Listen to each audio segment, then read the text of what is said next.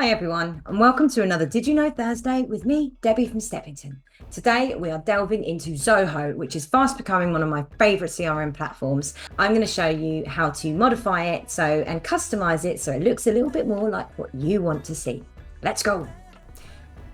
Okay, so in our lead pipeline, if you like, we can see that it has lots of different columns of things. The Zoho sets its own ones. So just say we wanted to change them. What do? So we go to these cogs up here. We go to modules and fields. And because it's the lead pipeline, that's what we're going to be looking at.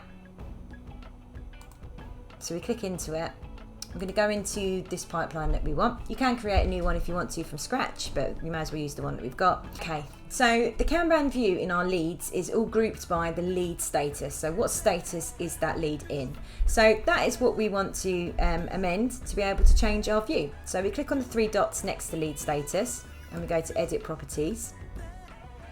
And you can easily move the order of those columns, move the order of the steps of the process by just pulling and dragging. You can move junk lead right to the end because we don't need it. Just say we wanted to delete one, we can just click on the little minus sign there. It gets rid of it. Press done. And then we want to save and close.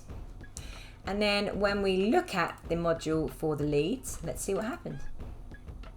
As you can see, the junk lead that we meant to the end went right to the end.